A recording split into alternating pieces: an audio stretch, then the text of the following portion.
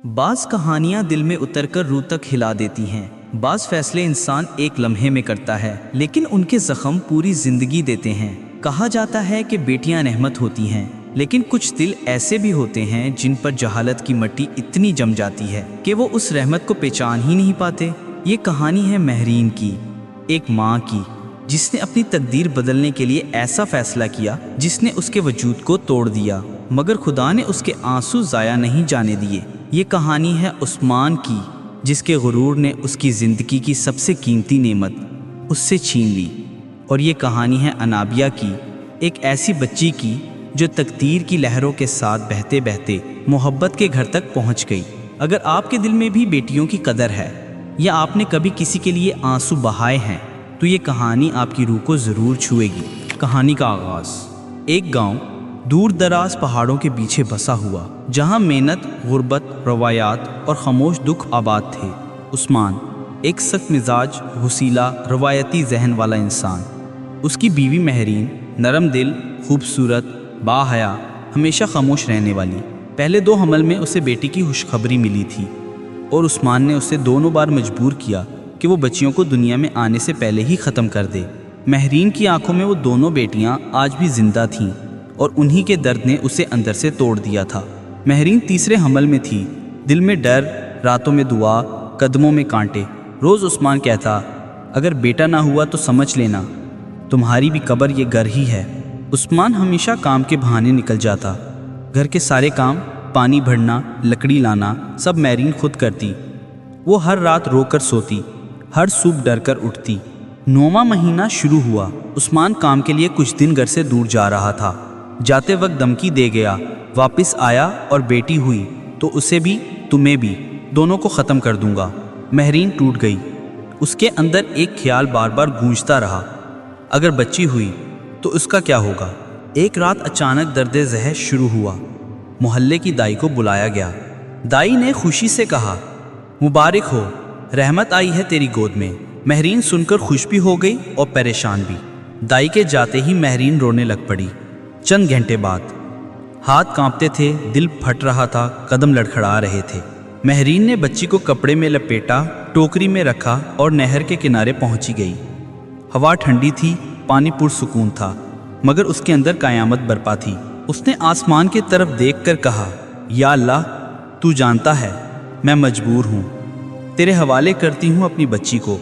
उसे ऐसी जगह पहुँचा दे जहाँ उसे मोहब्बत मिले, ज़िंदगी मिले, माँ मिले। फिर आंखों में कयामत भरकर उसने टोकरी पानी में छोड़ दी और अपनी दुनिया हमेशा के लिए खो दी। दूसरी तरफ एक जागीरदार घराना, जहाँ मोहब्बत थी, आसाइश थी, मगर औलाद का दुख भी था। जागीरदार शाहज़ेन शाह और उसकी बीवी फरियाल की गोदो दिल की कमी। वो दोनों कई साल से बे औलाद थे। एक सुबह उन्होंने नहर के किनारे पानी में तैरती हुई टोकरी देखी, जिसमें छोटी सी बच्ची थी। शाहज़ेन शाह ने नहर में तैरती हुई टोकरी को पकड़ा। फरियाल देखकर रो पड़ी, शाहज़ेन, यह हमें अल्लाह ने भेजी है। शाहज़ेन शाह और फरियाल ने एक बच्ची को अपने घर ले गए। उन्होंने इस बच्ची का नाम रखा अनाबिया शाहज़ेन शाह। साल गुजरते गए, अनाबिया बड़ी होती गई, मासूम, ज़हीन, नरम दिल, लोगों के दुख बांटने वाली। उसके हाथ में अजब बरकत थी। वो पौधों और जड़ी बूटियों का इल्म सीखती गई। लोग उसके पास इलाज के लिए आने लगे। फरियाल उसे कहती, बेटी, शायद अल्लाह ने तुम्हें किसी ख़ास मकसद के लिए भेजा है। दूसरी तरफ महरीन के घर में उस्मान बीमार पड़ गया। शदीद खांसी, कमज़ोरी, चिड़चिड़ाहट, कोई दवा असर न करती। एक बुज़ुर्ग ने कहा, तुम्हारे गुनाहों का इलाज एक मासूम बच्ची के हाथ में है, उसी की बद्दुआ ने तुम्हें पकड़ा है। उस्मान और महरीन के दिल कांप गए। उस्मान और महरीन बुज़ुर्ग की हदायत पर उसी गांव पहुंचे जहां वो बच्ची रहती थी। शाह साहब ने इन दोनों की हालत देखकर इन्हें अपने मेहमान बना लिया। अगले दिन अनाबिया दवा खाने आई। उसने उस्मान का मुआयना किया, जड़ी बूटियाँ पीसी और मोहब्बत से दवा देते हुए कहा, चंद दिन में ठीक हो जाएंगे अंकल। महरीन के जिस्म में एक अजीब लहर दौड़ गई। ना जाने क्यों इस बच्ची को देखकर उसके दिल में मोहब्बत, दर्द और कशिश पैदा हुई।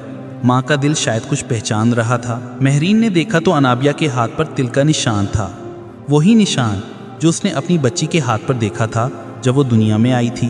महरीन रोने लग पड़ी, ये मेरी बच्ची है। फरियाल और शाह साहब हक्का बक्का रह गए। पूरी कहानी सुनकर फरियाल का दिल भी टूट गया। शाह साहब गुस्से में बोले, تم نے اپنی بچی کو نہر میں کیوں پھینکا اور اب تم کس حق سے اس کو اپنا کہتے ہو؟ عثمان روتے ہوئے گر پڑا۔ فریال کا دل ٹوٹ گیا۔ شاہ صاحب کا دل بھی نرم پڑ گیا، لیکن انہوں نے کہا، انابیہ اب ہماری بیٹی ہے، ہم اسے سچ نہیں بتائیں گے، نہ اسے تمہارے حوالے کریں گے۔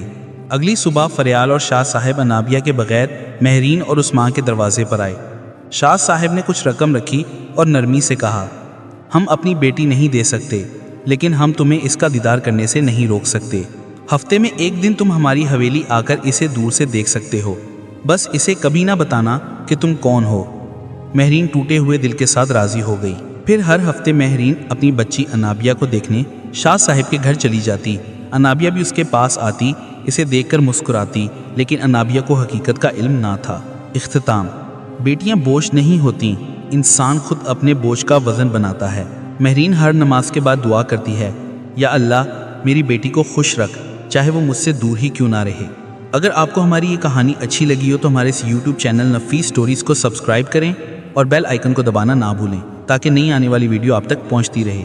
شکریہ۔